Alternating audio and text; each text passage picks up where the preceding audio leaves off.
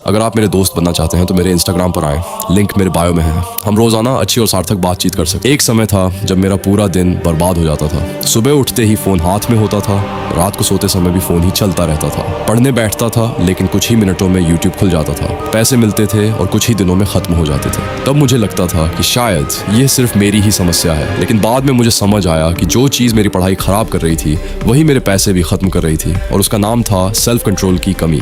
दोस्तों, आज मैं अपनी सच्ची कहानी शेयर करना चाहता हूँ कि कैसे सेल्फ कंट्रोल विकसित करके मैंने अपनी पढ़ाई और पैसों की आदतों को पूरी तरह बदल दिया। अगर तुम्हें भी लगता है कि तुम अपनी पूरी क्षमता का उपयोग नहीं कर पा रहे हो तो यह वीडियो तुम्हारे लिए है। मैं एक सामान्य छात्र था।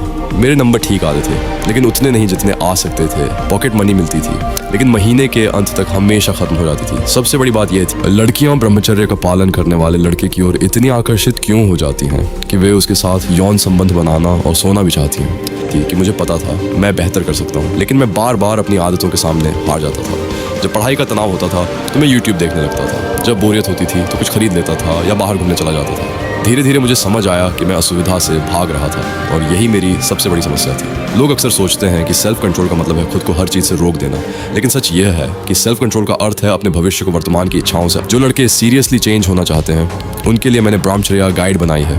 10 साल की रिसर्च, वो सब कुछ जो कहीं नहीं मिलता, एक जगह 99 रुपये से भी कम। जो लेगा देख उसे पता चलेगा फर्क, जो नहीं लेगा वो इसी तरह वीडियोस देखता रहेगा और बदलेगा नहीं। चॉइस तेरी है, लिंक डिस्क्रिप्शन में है। लिंक अधिक महत्व देना। अभी यूट्यूब देखना आसान और मज़ेदार लगता है, लेकिन बाद में अपराध बोध और तनाव महसूस होता है। सेल्फ कंट्रोल का मतलब आनंद छोड़ना नहीं है, बल्कि यह तय करना है कि कब, क्या और कितना करना है। यह एक कौशल है और हर कौशल की तरह इसे सीखा जा सकता है। पढ़ाई में सुधार के लिए मैंने 3 सरल तरीके अपनाए। पहला था टाइम ब्लॉकिंग। मैंने अपने दिन को अलग अलग हिस्सों में बांट दिया, पढ़ाई, आराम और मनोरंजन। पढ़ाई के समय फोन को दूसरे कमरे में रख देता था। दूसरा था 2 मिनट रूल। जब पढ़ने का मन नहीं करता था तो खुद से कहता था कि सिर्फ 2 मिनट पढ़ूंगा। अधिकांश समय 2 मिनट के बाद पढ़ाई अपने आप जारी रहती थी। तीसरा था रिवॉर्ड सिस्टम। एक अध्याय पूरा करने के बाद थोड़ी देर यूट्यूब देखता था या अपनी पसंद की चीज खाता था। इससे मेरा दिमाग पढ़ाई को बोझ नहीं बल्कि लाभदायक काम मानने लगा। फिर मैंने यही सिद्धांत अपने पैसों पर लागू किया। जब भी कुछ खरीदने का मन करता था तो 24 घंटे इंतजार करता था। अधिकांश चीज़ें अगले दिन उतनी ज़रूरी नहीं लगती थी।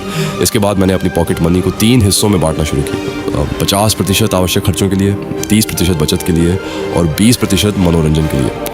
इससे बिना सोचे समझे खर्च करना बंद हो गया। साथ ही मैंने हर खर्च लिखना शुरू किया, चाहे वो 10 रुपए का ही क्यों ना हो। तब मुझे पता चला कि मैं हर महीने काफ़ी पैसा केवल छोटी छोटी बेकार चीज़ों पर खर्च कर देता था। जब ये राशि बचने लगी तो मुझे समझ आया कि छोटी बचत भी लंबे समय में बहुत बड़ी बन सकती है। पढ़ाई और पैसा अलग अलग विषय नहीं है, दोनों की सफलता का आधार डिलेड ग्रेटिफिकेशन है, यानी आज के छोटे सुख को छोड़कर भविष्य के बड़े लाभ को चुनना। जो छात्र